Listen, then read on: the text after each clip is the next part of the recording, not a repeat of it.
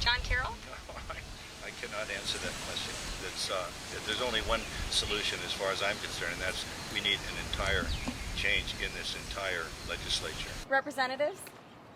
My sense is that the realities of Washington are creeping up on our new president. The realities of earmarks are that as long as you represent your district, and we have basically a geographical system, everybody's going to be fighting for their project. You're going to fight for Eva, I'm going to fight for Hawaii Kai. And as long as the rules are that she can't do that, or that she can do it, and it's not prohibiting me, the political process allows this, and the president is facing the reality that, what are there, almost 500 representatives in the House of, or in the Congress? That there are too much political pork and horse trading going on for, even though he's a very powerful position, he has line item veto, as Reagan implemented, that he is overwhelmed with that, but wants to get on with it. And let me defend him for a moment, because I think there's the greater good. We have a financial crisis in this country. We've got to fix the credit fix. Fortunately, Bernanke a few days ago said that, you know, we've passed the serious point of going into depression. We've gone beyond the meltdown, so we're going to stabilize, but we've got to get our budgets in order. We've got to get credit back into the banks. We've got to get credibility back in the system. Quite frankly, there's not enough confidence in the system, and his letting that go rather than picking a fight with all these pork barrel guys and saying, you know, your earmarks stink. He wants to get on with the show of balancing the budget. So in that sense, I think for expediency, he did the right thing, but in the long run, it's the wrong thing, because it's going to come back and bite him. If he's really sincere about being the president to get rid of earmarks, he's got to come back and recapitulate what he's done. But for now, he didn't. I don't think he would have experienced those same decision-making processes if John McCain was our president. He's always been very brave and fighting earmarks, even the Senate, to his own downfall. He's had people oppose some of his legislation because he called them out and said, hey, you're wasting taxpayer money on this phony project that you don't really need. And so I think it's really brought John McCain back out in the light, and people are saying, wow, he really had it right. Well, I'd sure like to get government off my back so I can prosper. Daniel Brackins, can you please explain from an economic standpoint why it's important to get government off our backs in order to have a prosperous society? And can you also explain, I know you did a recent policy paper for Representative Kymberly Pine detailing the economic results of cutting taxes versus raising taxes. Could you please help break that down for the public so that we can understand why it's imperative that in this recession we cannot raise taxes, but rather we need to try to stimulate the economy by cutting taxes? Sure. My whole goal in writing this research paper was to look back at history. People tend to forget history and always focus on the now because it concerns them immediately. But I think if we look back to the early 90s when the United States was also facing a recession, and we look at states that immediately increased taxes and then later cut taxes, if we look at the before and after picture of the effects of raising taxes and then cutting taxes within these same states suffering the same economic conditions of a recession, we can get a picture of what raising taxes and cutting taxes really did to these states.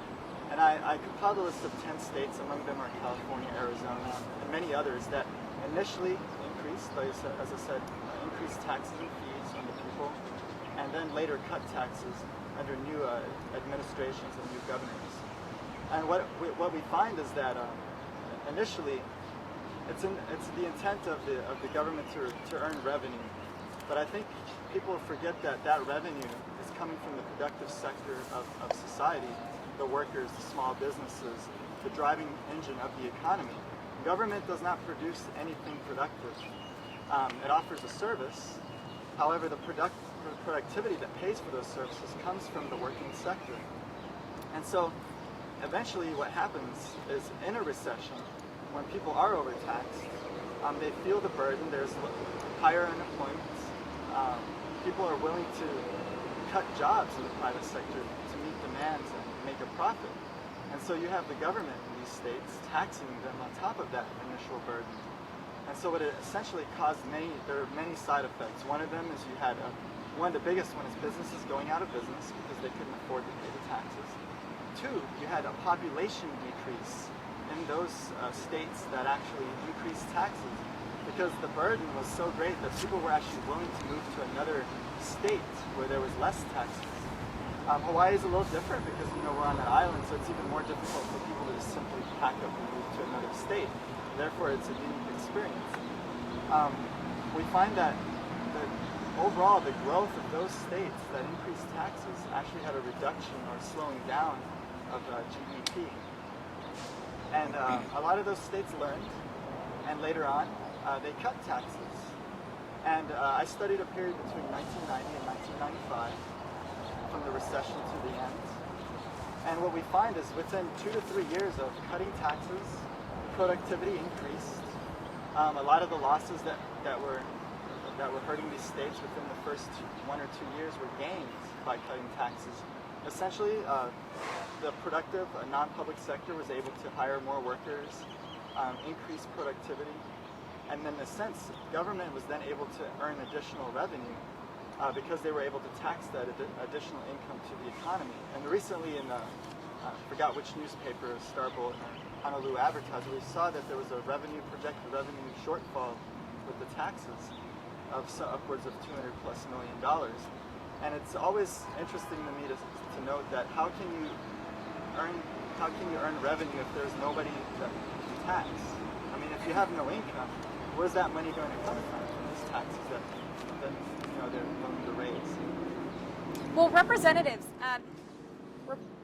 as children in my generation and children beneath me and generations above me, we're now born into red deficit spending. We all have a price tag on us and it's in the red, it's negative. What can we do to ease the burden off of my generation as well as a few others? What can we do to ease the burden? What, as you representatives, can do to help us forward? Well, we definitely have to lower the tax burden so that people can thrive. And in Hawaii, just so they can eat and pay their rent.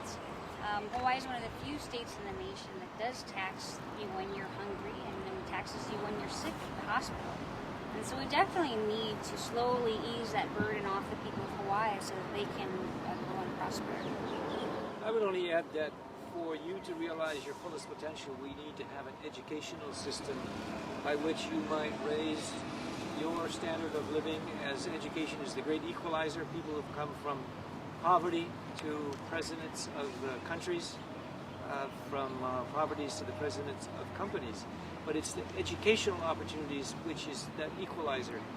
And I think Hawaii would do very well by improving its educational system, its charter school options, and all the otherwise options by which most of the, not all, but many of the best and the brightest are going to the mainland, because that's where the big payment of wages are. That's where the big jobs and the more affluent are.